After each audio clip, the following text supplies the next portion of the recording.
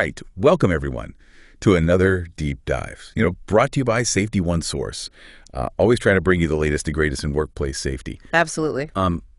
Today we're going to be talking about a specific topic, which I find to be super interesting. Just how these regulations actually, play out in the real world. Yeah. We spend a lot of time talking about what the regulations say. Right. But, what does it actually look like when we're talking about enforcing these standards? Yeah, the rubber meets the road. Exactly. Right. So specifically, we're looking at subpart C and beyond, in these particular regs. Yeah. How do these things get enforced? What does that process look like? Yeah. And, we dove into these specific rules of practice, and there's some pretty important stuff in there. Oh, absolutely. That I think folks need to be aware of. Yeah. And I think a good place to start with this is just kind of understanding the basic, the foundation of how this works. And I think a really interesting thing we found is that a lot of the procedures for enforcing these specific safety standards are very similar to the way safety and health violations are handled under the Service Contract Act of 1965. Right. Which is interesting because it provides a lot of consistency. Yeah, and I think that's really smart on the part of, whoever drafted these rules, because it gives a lot of predictability, right? If you're already familiar with, how violations work under the Service Contract Act, a lot of that's going to carry over to how these specific workplace safety standards get enforced. Yeah. I mean, it's familiar. You know what to expect. So I think that's a good foundation. Definitely. But of course, there's always wrinkles. Always wrinkles, right? And there's a big one that we need to talk about here. For sure. And that's debarment. Right. So debarment, as we know, is a huge, penalty, I guess you could say. It's a big deal. A big deal, yeah. Yeah. And so when we're talking about debarment cases, it looks a little different. Definitely does. And I think what's interesting there is, those specific findings that are required under Section 107D of the Act, and that's, name of the regulation we're talking about. Those findings are made by either a hearing examiner or the Assistant Secretary of Labor for Occupational Safety and Health, right? So it goes to a higher level of scrutiny. Exactly. In other words, the authority matters here. Yeah. Right. So, we know that debarment is this really serious thing. Yeah. It can last for 3 years. Yeah. Which is a long time. Yeah.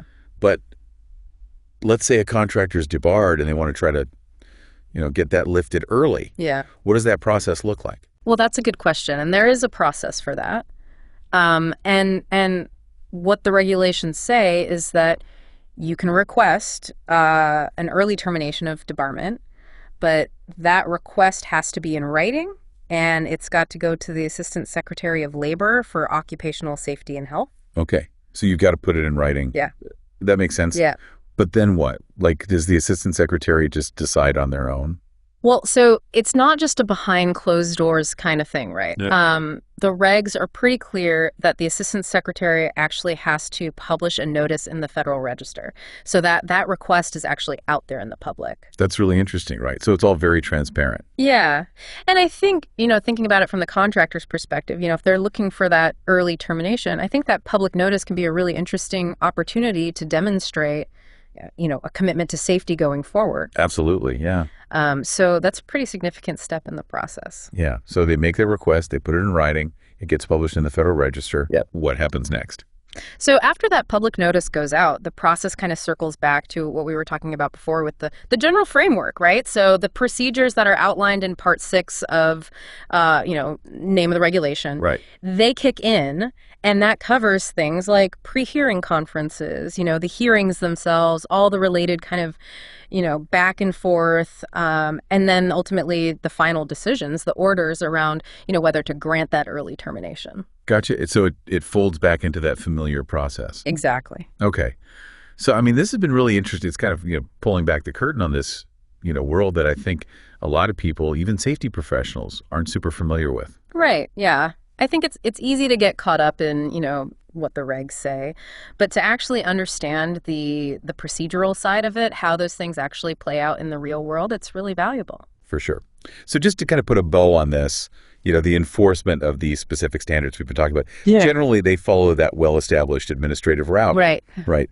Debarment, though, it's kind of a different animal. It's Yeah. got those specific, more involved procedures, like we talked about, with who makes those initial findings, and then that really transparent process with that public notice when someone's asking for an early termination. Yeah. But ultimately, it all kind of, ties back together in the end. Yeah, exactly. And, I think the key takeaway for all you safety folks out there is, and understanding these little nuances in the process isn't just about checking a box. Right. It's about understanding how things actually work, knowing how these issues can be addressed, and really appreciating the importance of engaging in these processes if you need to. Yeah.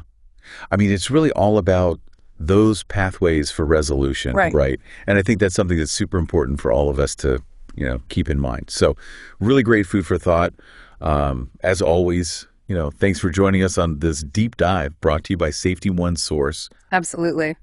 And we hope you join us again for the next one. We'll be diving into something new and exciting and hopefully, just as interesting. Sounds good. So until then, stay safe out there. Stay